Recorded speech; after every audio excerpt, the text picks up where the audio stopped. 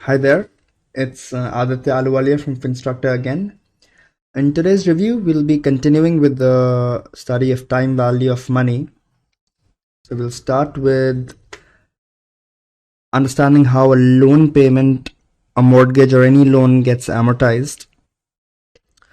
See what happens when the frequency of compounding changes. Up till now, we've been dealing with annual compounding. We'll understand what happens when it becomes semi-annual, quarterly, or even continuous. Let's dive right into it. The question asks to construct an amortization schedule to show the interest and principal components of the end of year payments for an 8% 5-year $25,000 loan. So we've borrowed $25,000 at t equal to 0 and we'll be paying it off over a period of the next 5 years. So the question asks us to first compute how much is that payment that we need to make for the next 5 years, and how specifically is the principal part of this $25,000 getting repaid, and how is the interest that is due on the $25,000 getting repaid over the period of time. So over the 5 years, we make payments of X dollars to repay the loans. These payments are called equivalent installments, and in most mortgages and most loans otherwise, it's a fixed payment that we make over the life of the loan to completely repay the loan, the interest as well as the principal. So let's take help of the TVM sheet again to compute the value of this X. So we have 5 periods. The interest rate per period is given to be 8%. The present value of the amount that we have borrowed is $25,000. We'll enter it as positive, indicating that we've borrowed this amount. The payments per period, each of these 5 periods, is what we have to compute. Make sure that the setting is at the end mode because these payments have to be made at the end of the period. And there is nothing of the loan to be left at the end of year 5, so the future value is going to be entered as 0. Let's enter these values in the calculator and see how much does X come out to be. So press the button 5 and press N, press 8 and press I by Y, press 25,000 and press PV. Ignore PMT, we have to compute that. Press 0 and press FV, then press compute PMT. So PMT comes out to be minus 6261.41. So if we pay $6,261, we'll be able to pay off this loan over the next 5 years. Now, please remember that not just for this review, but always we'll get this question popping again in financial reporting and analysis and in many other reviews of the CFA and FRM exams. So understand that interest payable or interest expense is always equal to the outstanding principal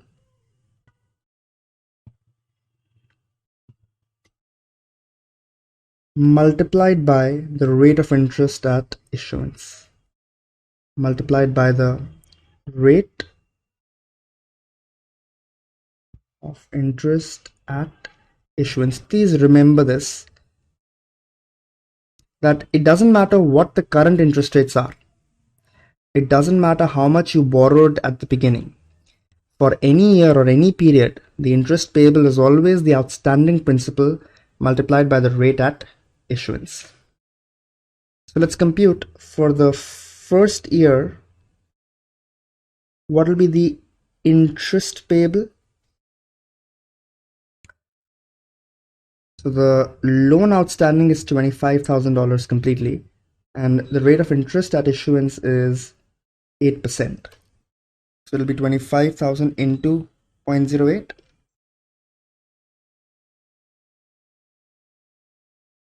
Into 0.08. So $2,000 is the interest that I need to pay at the end of year 1? How much is the total payment that I'm making at the end of the first year? We derived this number of PMT to be 6261.41.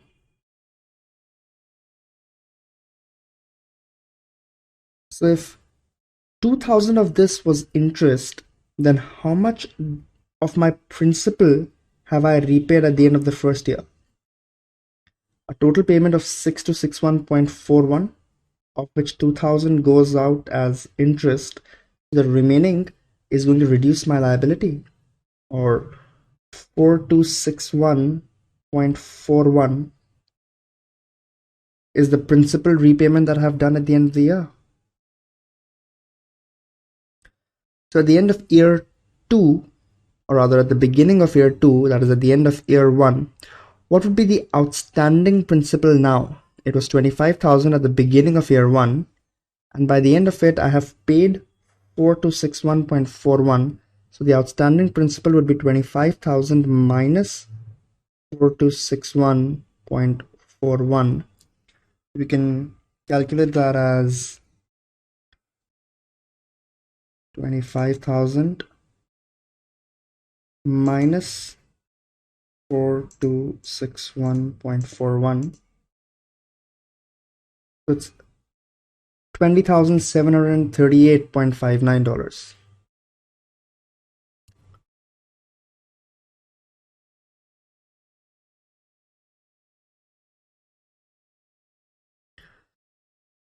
So that's the principal outstanding now.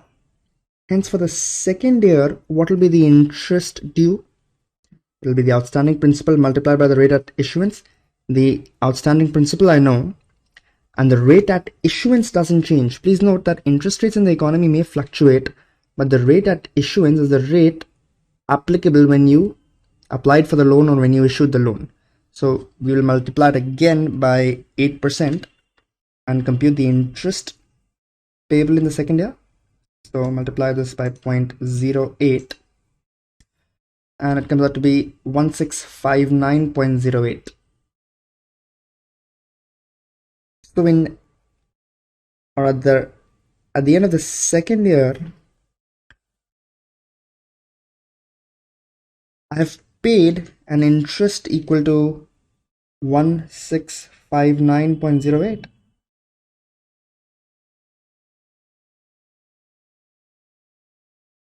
And the total payment that I'm making is consistent every year, a number equal to 6261.41. So at the end of the second year, how much of the principal have I additionally repaid? Whatever I pay over and above the interest due goes out to reduce my liability or my principal. So 6261.41 minus 1659.08. So I have additionally paid down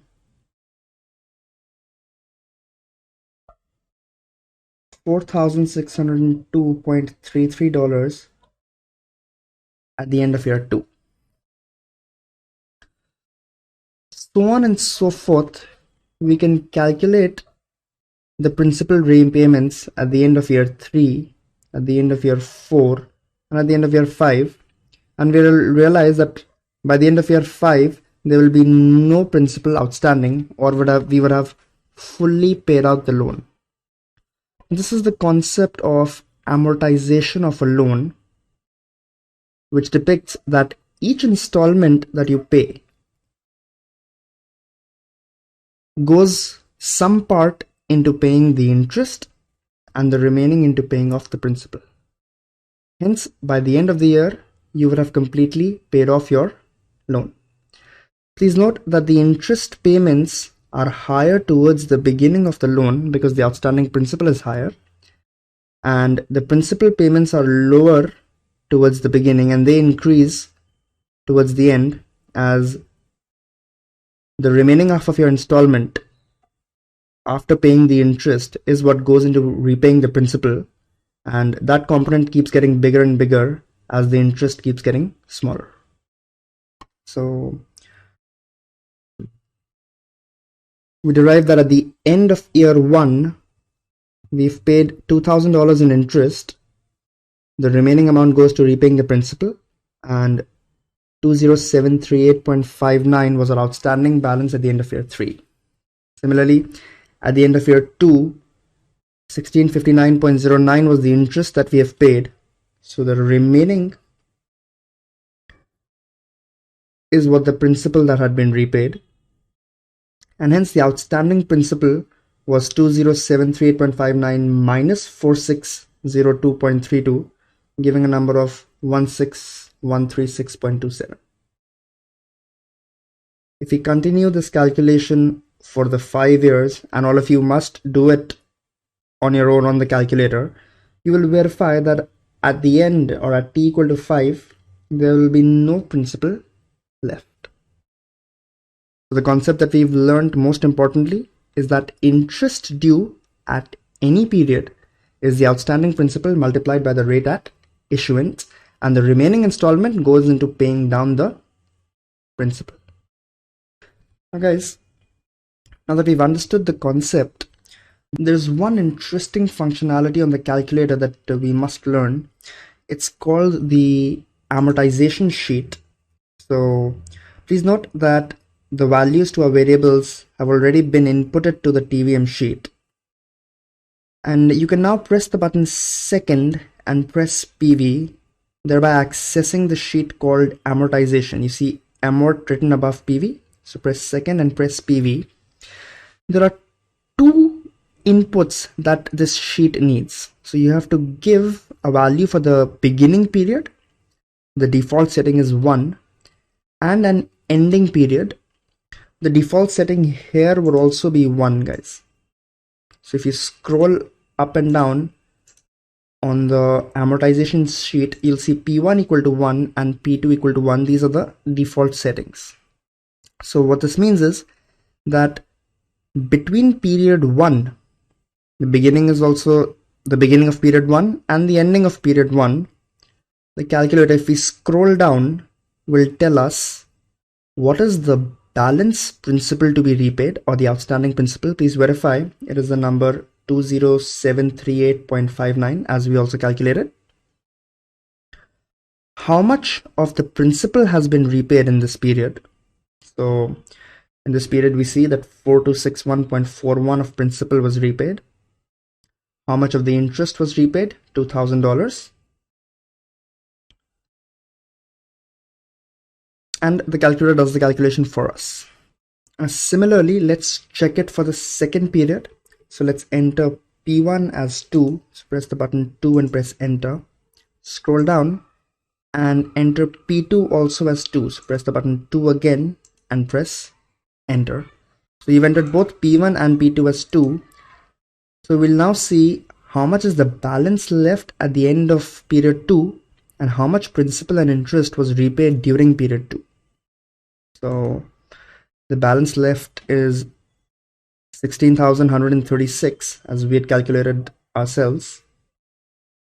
The principal repaid was 4602.32 and the interest component was about $1659. So you can also take help of the amort sheet to do these calculations for you. You can keep entering different values of P1 and P2. So if I enter P1 as 1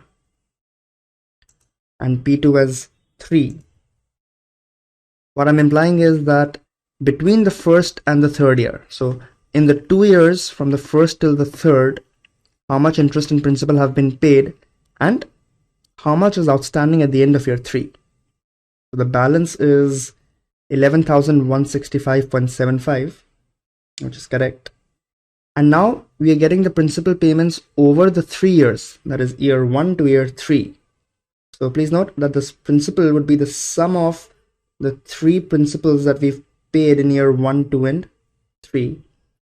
Likewise, the interest would be the sum of the 3 interest payments over years 1, 2 and 3. So that's how you can use the amortization sheet to help you with these calculations. Now, in all calculations hitherto, we've used the concept of annual compounding. That is, we assumed that interest is being paid once every year. Now, it's not necessary that the banks always follow annual compounding. Banks may choose to follow semi-annual compounding, which means that interest is being paid twice every year. Quarterly compounding means they're paying interest 4 times in a year, once after every 3 months.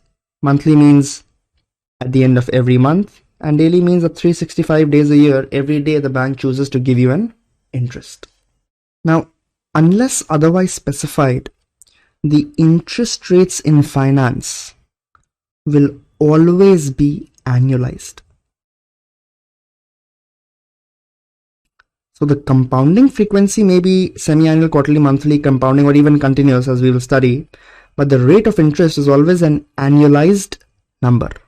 So if it's an 8% semi-annual compounding, what it implies is that the bank is giving an interest of 8% by 2, that is 4% every 6 months.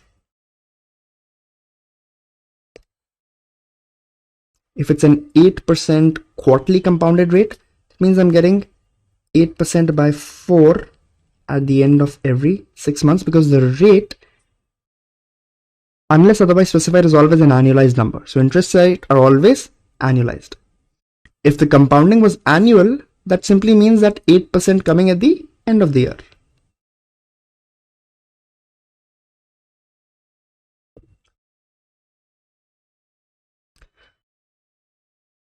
The second new term that we've studied is called EAR. So please note that EAR stands for effective annual rate. So effective annual rate can be thought of as the equivalent annually compounded rate.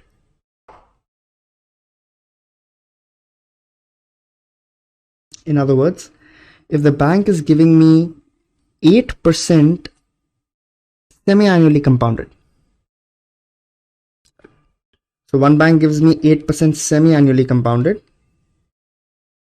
and a second bank gives me 8% annually compounded. So the annualized rates are the same, but one is giving me a semi-annually compounded figure and the other is giving me an annually compounded interest. Which one would I prefer? As we will prove very shortly, 8% semi-annually compounded means more on an annual basis than an 8% annually compounded figure.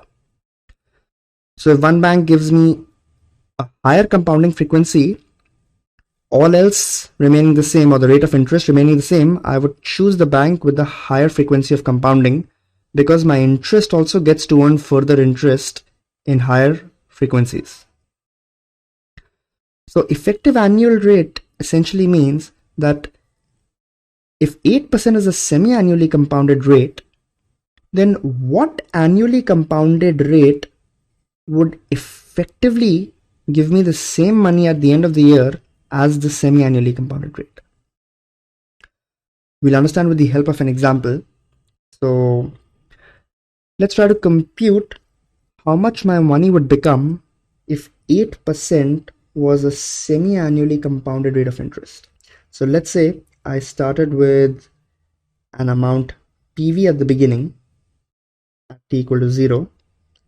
The rate of interest is R and the frequency of compounding is semi-annual, which means that I'm getting a rate of R by 2% at the end of every 6 months. So how much would my money become at the end of the first 6 months? Principal plus interest. So PV is the amount I had with the bank. I will get that back after 6 months. And the bank is giving me interest at the rate of R by 2 for this period. So I will also get PV into R by 2 as interest. How much would the money become at the end of 1 year? Now this entire amount is invested for the next 6 months. So it would become PV into 1 plus R by 2 to the power 2. Now let's assume that the same PV had been invested at an annually compounded rate of REAR. We'll call this rate REAR, or the effective annual rate. Please note this is an annually compounded rate. So how much will my money become at the end of the year? Nothing happening at the end of 6 months. I'm not getting any additional interest. At t equal to 1, however, I will get my entire principal back, that is the amount of PV, plus I will get interest on it, that is PV into the rate of interest into the time of 1 year. Please note that this rate does not get divided by 2 because it is an annual rate and the compounding is also annual, so I'm getting the interest at the end of the year. The rate R here got divided by 2 because it was an annual rate compounded semi-annually. After 6 months I got PV into 1 plus R by 2 and into 1 plus R by 2 square at the end of year 1. Now for me to be indifferent between this R, that is a semi-annually compounded rate, and this annually compounded rate, I must get the same amount of money at the end of the year. Otherwise I would choose one over the other, whichever gives me higher. So if both amounts have to be equal at the end of the year, then PV into 1 plus REAR must be the same as PV into 1 plus R by 2 to the power 2.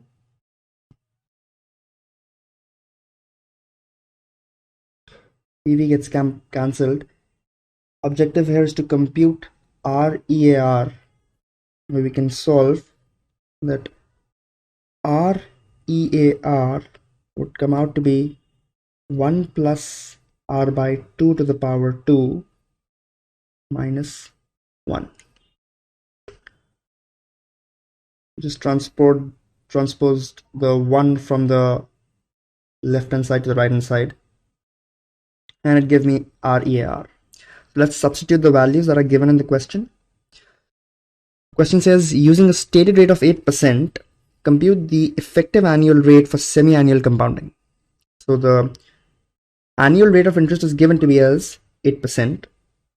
It will be 1 plus 0.08 by 2 to the power 2 minus 1. Or it will be 1.04 to the power 2 minus 1.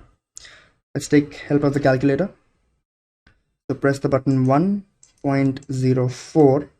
You can directly press x square, or you can press y to power x2. Since we have x square given, we'll compute x square and subtract 1. Press equal to. So it comes out to be 0.0816 or 8.16%. So what this means is that an 8% semi-annually compounded rate is equivalent to an 8.16% annually compounded.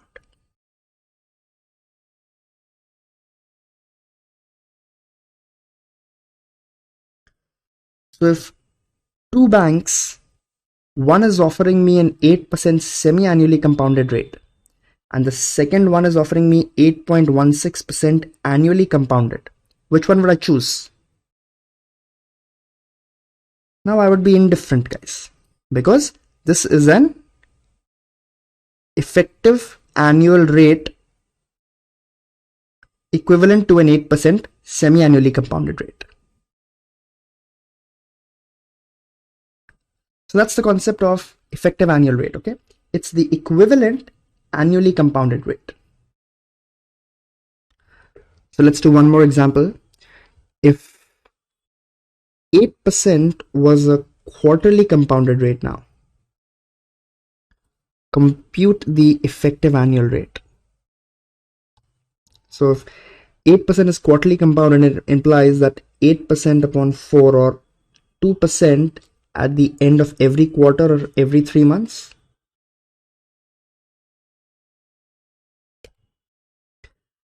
So during the year, how many times will I get interest? 4 times at the end of every 3 months. Let's assume again that the rate of interest, generally speaking, is an annualized number of R, and I started with an amount PV at t equal to 0. So how much would my money become at the end of the first quarter? I would get my principal back plus the rate of interest every period. That would be PV into 1 plus R by 4. After 6 months, it would be PV into 1 plus R by 4 to the power 2, so on and so forth. At the end of the year, it would become a number equal to PV into 1 plus R by 4 to the power 4. Now let's again assume that I had invested this money in a bank which just gave me an annually compounded rate of REAR. So no quarterly interest. Right at the end of the year, I got my principal back and I got the interest, that is REAR. If I was to be indifferent between these two banks or between these two options, then it would mean that I have the same money at the end of the year.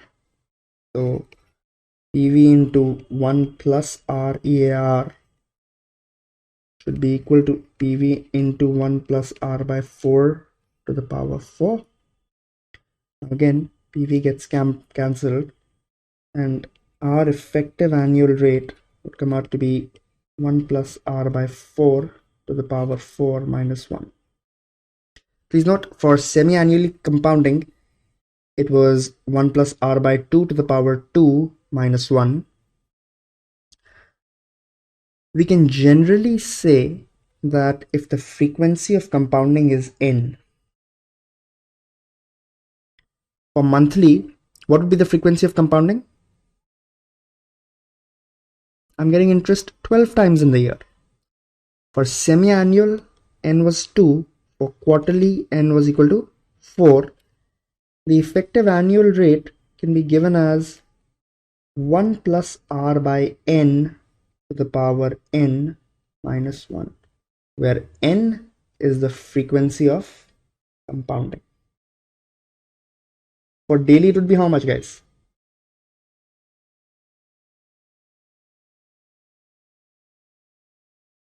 $365. So let's compute the effective annual rate for and quarterly compounded rate of 8% as in the question, and then we'll go ahead and understand the next concept.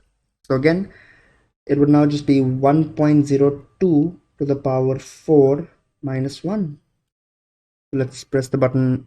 1.02 y to the power x 4 minus 1 comes out to be approximately 8.243%. So again, understand the concept that an 8% quarterly compounded rate is equivalent to an 8.243% annually compounded. It's even better than semi-annually compounding. So the more frequently I'm getting interest at the same rate, the better it is. If the frequency of compounding became n, then the effective annual rate would be 1 plus R by n to the power n minus 1. Now, it's a slightly mathematical concept. Even if you don't understand the proof henceforth, it's alright, and the CFA is not a maths exam. Theoretically speaking, can the bank give me an interest every nanosecond or every second, let's say? If that is the case, what would n tend to? I'm getting interest every second. 365 days into 24 hours into 60 minutes into 60 seconds per minute. And if I'm getting it every microsecond, it would further get multiplied by 10 to the power 6. So if the bank is giving me interest every instant, then I can say that n tends to infinity. So the effective annual rate for continuous compounding. This phenomena is called continuous compounding, that is the bank paying me theoretically an interest every instant, will be given by limit n tends to infinity 1 plus r by n to the power n minus 1. Now you don't need to know any calculus for this exam, but if you recall from your 9th or 10th standard that this limit is the number e to the power r, or the effective annual rate would be e to the power r minus 1. So for the same rate of interest in this question, let's assume that if 8% was a continuously compounded rate, then what would be the effective annual rate? It would be the number e raised to the power 0.08 minus 1. Please learn how to do this on the calculator. So first type 0.08. Now above the button ln, that is a natural log, you see e to the power x written. So we want to raise e to the power 0.08, so we'll first press the button second and then press ln, or what we're effectively doing is computing e raised to the power 0.08, which comes out to be 1.08329. Subtract 1 and we'll get the effective annual rate as 8.33% approximately. The effective annual rate, you see, continuous compounding is even better than quarterly compounding. So if you're giving me an 8% continuously compounded, you're effectively giving me 8.33% on an annually compounded basis. So that was a very important concept of effective annual rate, and we also studied the frequency of compounding here. Please note that all questions here assumed that the time period is 1 year. If the question asks for 2 years or 3 years, as we will do in subsequent examples, you just have to increase the number of compounding periods to that extent. So if it was quarterly compounded for 2 years, then essentially there are 8 compounding periods. If it was monthly compounded, that is 12 times a year for 3 years, then the number of compounding periods would be 36. So please verify that for semi-annual compounding, the effective annual rate comes out to be 8.16. For quarterly, 8.243. You can do the calculation for monthly and daily compounding in a similar fashion.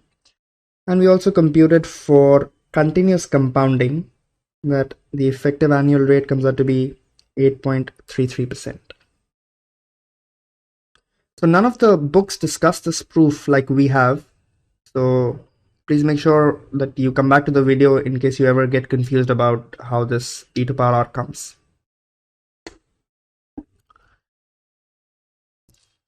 So we can now apply the concept using our TVM sheet. So if you're asked to compute the future value of $5,000 today, 5 years from today, using a 10% rate of interest compounded quarterly. So what would n be? Or let's understand first what would conceptually this number be. So we have 5,000 as our PV now at t equal to 0. And we are going to get interest for 5 years every 4 months. So 4 times in a year, we would get an interest of r by 4, that is 10 by 4.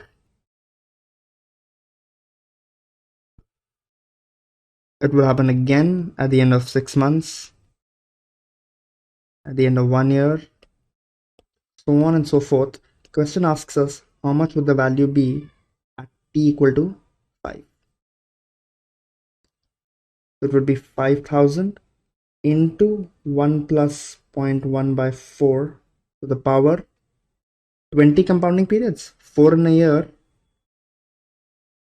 and 20 in 5 years. So this is what we are calculating. We can do it by the brute force method using y to power x, or we can use the time value of money sheet where we'll enter n as 20.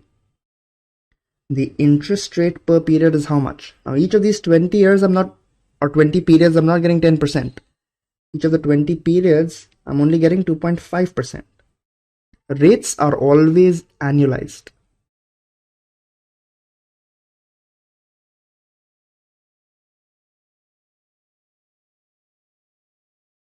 The present value is 5,000.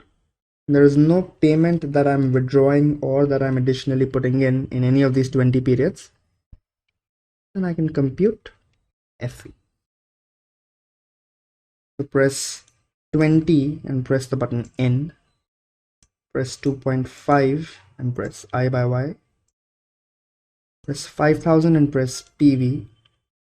0 PMT and compute FE.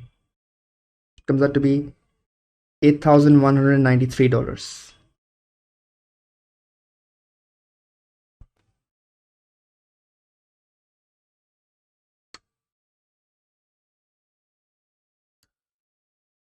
Sales at Alstom Incorporated for the last 5 years have been 5.1, 5.7, 6.3, and 8.1. What is the compound annual growth rate of sales over the period?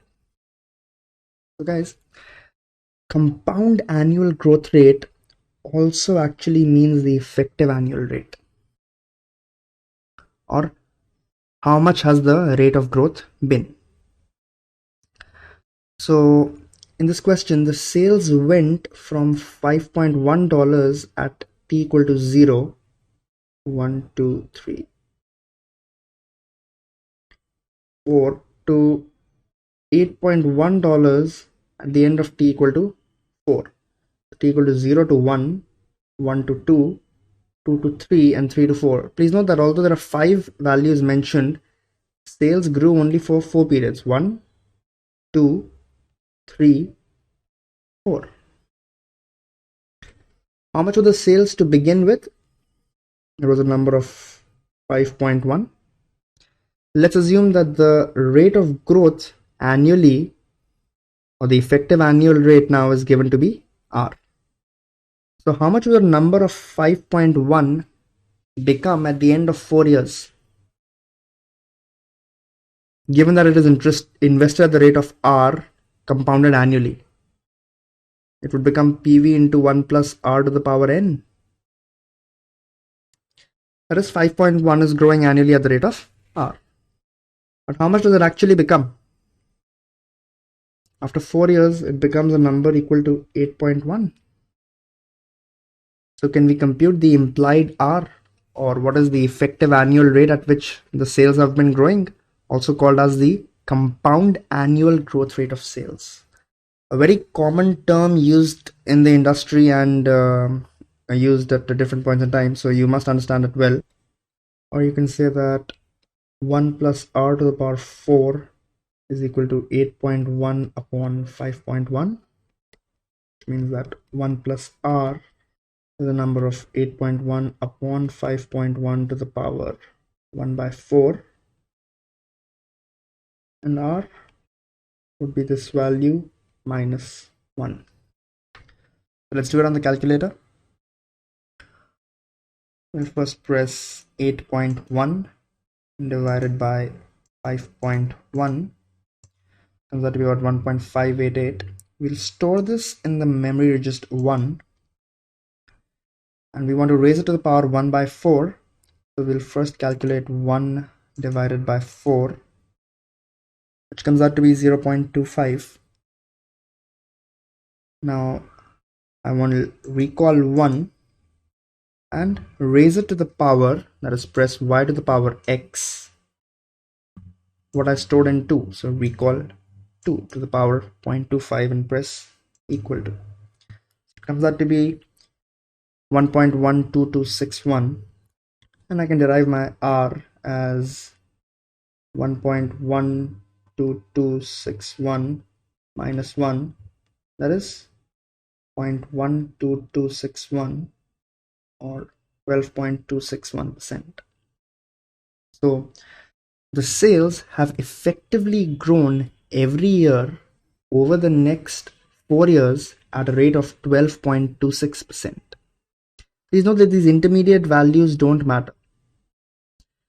You can put any number for 5.7, 6.3, 6.9 as long as the sales have become 8.1 from 5.1 over 4 years. The effective annual growth rate or the compound annual growth rate has been 12.26%. We could have also done this calculation using the TVM sheet, wherein we would have entered n as 4 since there are 4 periods of growth. Now I by y is what I want to calculate, so I'll ignore I by y and go ahead. Enter PV as minus 5.1. So this is the amount that we invested, is what we'll assume. We'll ignore the payments in the beginning because we know that this number of 5.1 has become a number of 8.1 at the end of 4 years. PV and FE must have opposite signs as discussed earlier. And then compute I by y. So press 4 and press N. 5.1 and the button plus minus. Plus minus will make it minus 5.1 and then press PV. Press 0 and press PMT. 8.1 and press FV and compute I by y. You see you get the same number of 12.261% for I by y. That's the concept of compound annual growth rate. Please remember it's the same as the effective annual rate or the annually compounded rate of growth.